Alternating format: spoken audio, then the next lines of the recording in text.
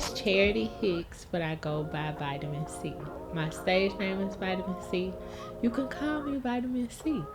I am from Goshen, Mississippi, but I am based in Jackson, Mississippi, and I am a lyricist. I'm a performing artist. I'm a music supervisor, a writer, just all around creative. I love music and words, and that's what I be doing.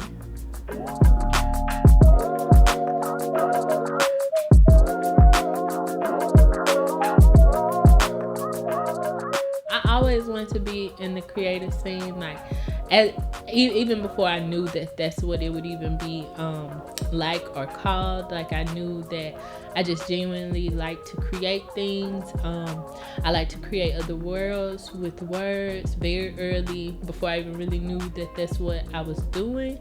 I always wanted like my own Disney Channel show and stuff like that. So like I was like that kid. I feel like a lot of us were, but I remember being like, I want to be on TV. I want to write. I want to make music. And so now this is just like the aftermath of like those desires being like a kid, you know. In any season, they can catch your brother leaning, have him thinking. They ain't trying to slow his breathing, homie, just breathing. But be sure that you can exhale, give yourself help. We can make it out of this hell, be our best selves. And you know that they gon' keep trying to seize the exhale. But God ain't never taking breaks, and my faith on exhale. So don't change the way we feel when the baby blood shed. Neutral quarters in our faces, and why we obsessed. Scary truth within us all. It's been a journey, I would say, because I feel like different pieces of that decision, like kind of, I think I became more conscious of like what I was doing as I was doing it, as opposed to like when I was first thinking about making the jump and diving into full-time artistry. I've always wanted to be an artist full-time. Even I was in school wishing that I could just like make stuff and not be where I was then. And so but of course that was very, very important and vital to being where I am now. But the process, I think, has been different for me, because even when I decided to jump, I don't think that I had mentally been like even though it was like, okay, we about to do this, I didn't have the clear steps on how to do full-time artistry. So even in like moving and navigating the waters of what that even is, it was so many up and down things and like things to figure out along the way. And so like I feel like it's a recommitment to myself, like every day almost, because it's like I don't have a clear, concrete blueprint of how this path is supposed to be, quote unquote. So like the biggest thing I feel with being a full-time artist, doing things independently, is like committing myself and remembering like why I wanted to do this, like from the very beginning, like why I genuinely know, okay, this is a gift, I've been blessed to do this, and I feel most alive when I'm creating and doing what I'm doing. So like reminding myself that all the time, or that it's vital, because if not, it's like it can be a spiral. So yeah, I wrote a lot in elementary school in terms of like stories, and then once I got to middle school, it kind of morphed a little bit closer to music and like where I am now. I was writing a lot of like remixes and stuff in middle school. I was rapping and singing and stuff at church, and so we'll be doing like youth explosions and stuff, and I'm rapping with my sister Neo Soul and Jazzy Ace, one of my friends from church. And like, so I was doing this early on, just the earlier stages just look different, but it was fun. I've been writing for a long time. But only one may make it through. Like, what the type of logic they say shower them in kindness, treat them like they be your highness, don't get none of that yourself. When was there specifically almost like a turning point that you knew that regardless of all the maybe the bad and even with the good, that you knew that you were supposed to be doing what you were supposed to be doing? Like, when did you kind of have that moment that you knew that I'm supposed to be an artist? Like, this is the rap for me. Oh, I've had a lot of those moments. I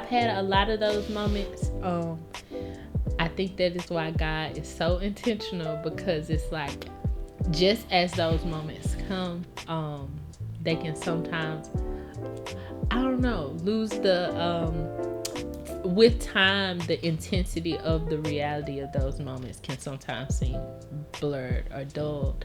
But one of the biggest moments, I will say, that solidified my artistry for me, that's more recently, I would say,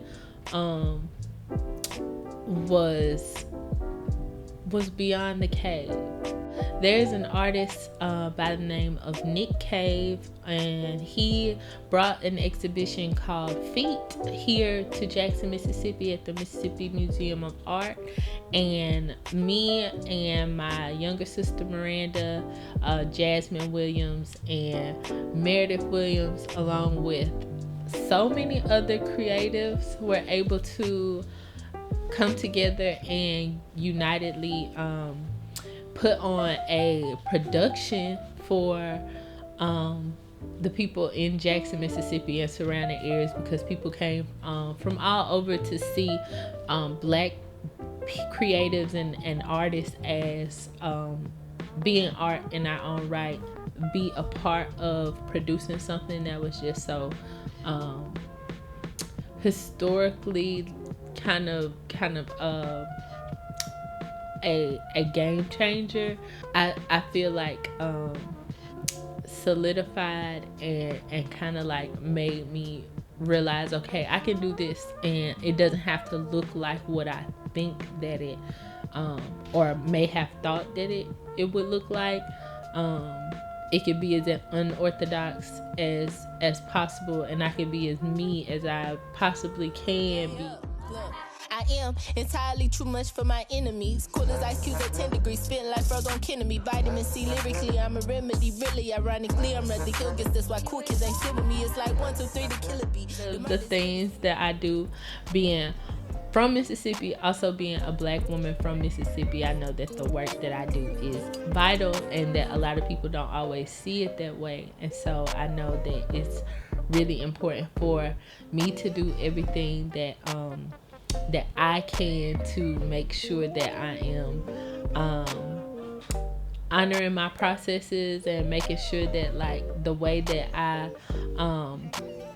want to communicate things as an artist comes out the way that I want it to.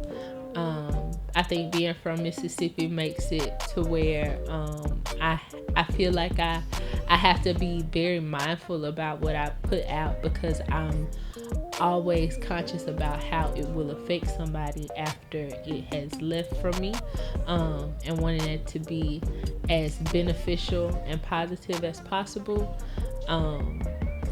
And I think that's a blessing, because I don't think there's a lot of places that have that let me think about what I'm doing, how it affects people beyond me. And I could be mistaken, but I just feel like there's just a something that just is woven into the culture here, in terms of just caring about who's coming after you and who's to the side of you, because it's like that means the most to me. And being able to, like, be effective in my craft is something that's like I hold high.